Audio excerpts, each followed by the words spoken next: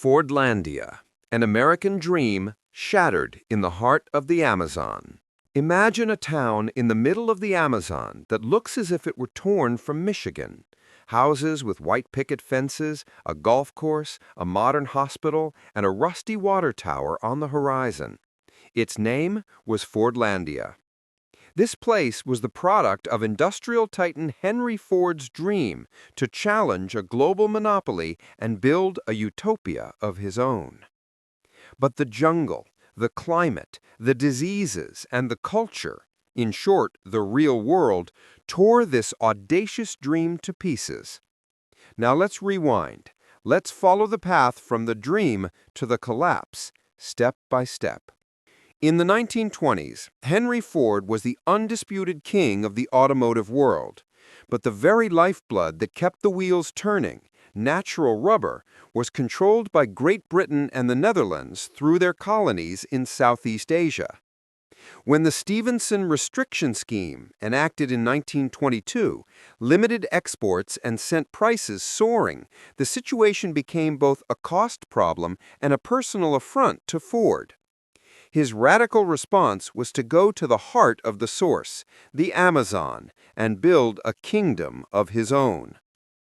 However, what Ford had in mind was not merely a plantation.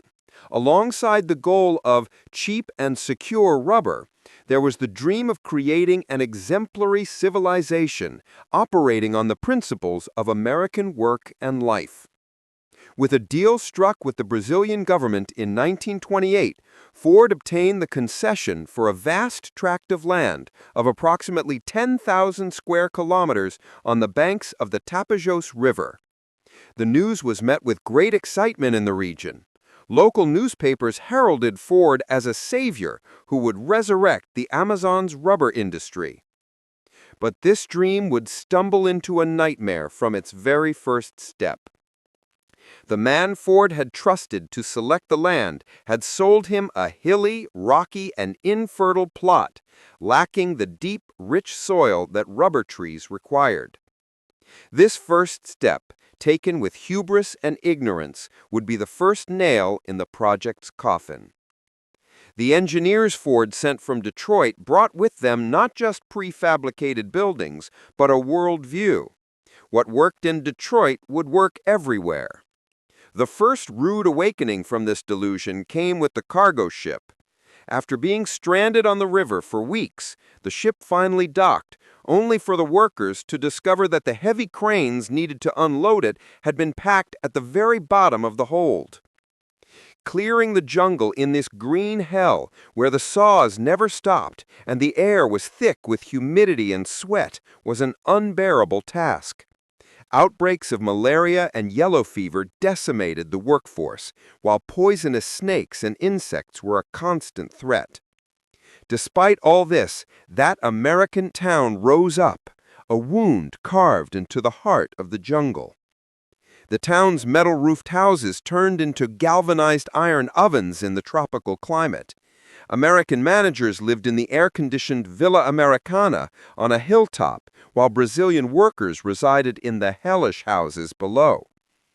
But the real disaster was Ford's social engineering. The order he envisioned was not limited to buildings. The soul of the Amazon itself had to be stamped with an American seal. Workers were forced to wear identity badges they despised, punch time clocks, and adhere to a strict 9-to-5 workday instead of their traditional siesta. Alcohol and tobacco were banned. Worse still, their diets were changed. Instead of coffee and rice they loved, Brazilian workers were forced to eat brown rice, oatmeal, and canned peaches, which Ford deemed healthier. This oppression gave birth to Ilha da Inocência, Island of Innocence, an ironically named settlement of bars and brothels across the river. The last straw came on December 20th, 1930. The management's decision to switch the dining hall to a self-service cafeteria to increase efficiency was the final insult. The event that went into history as the Quebra-Panelas, the smashing of the pots, erupted. The angry mob, chanting, "Brazil for Brazilians, kill all the Americans," rampaged through the town. They destroyed the hated time clocks, pushed trucks into the river, and cut the telegraph lines. The riot was suppressed with the intervention of the Brazilian army, but Ford's dream of order had already turned to ash in the fires of rebellion. The human rebellion had been quelled, but the jungle's rebellion was just beginning. The managers, ignorant of tropical agriculture, had planted the rubber trees in dense, orderly rows like a cornfield, creating an open invitation for disaster. In the wild, rubber trees grow far apart, a natural defense against disease. In this monoculture, they became a grand feast. And then the killer arrived. A fungus called South American leaf blight was a green plague that attacked the young leaves, slowly killing the trees.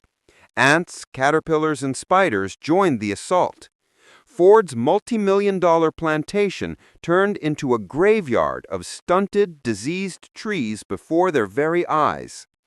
Despite all the effort, not a single drop of latex from Fordlandia ever made it into a Ford tire. Even in the face of this catastrophe, Henry Ford's hubris was unshaken.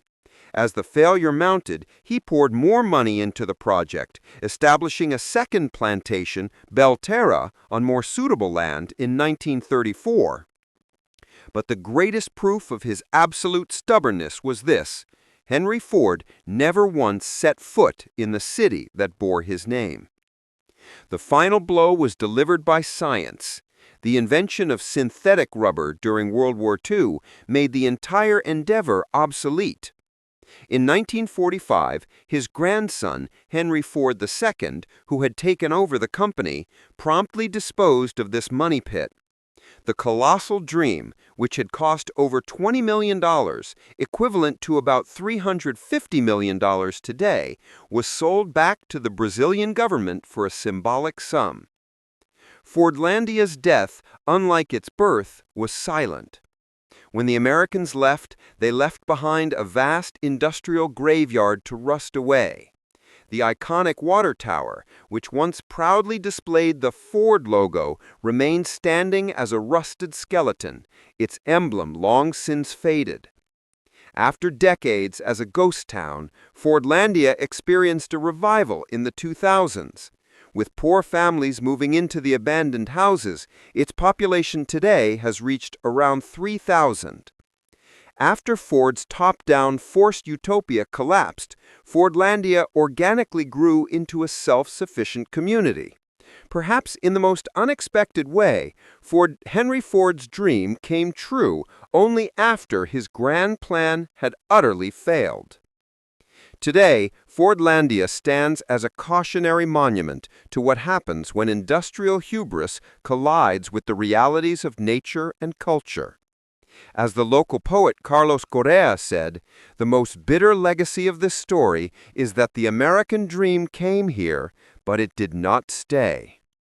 This American ghost in the heart of the jungle continues to whisper to us how even the most powerful machine can be broken by the resistance of the land and its people.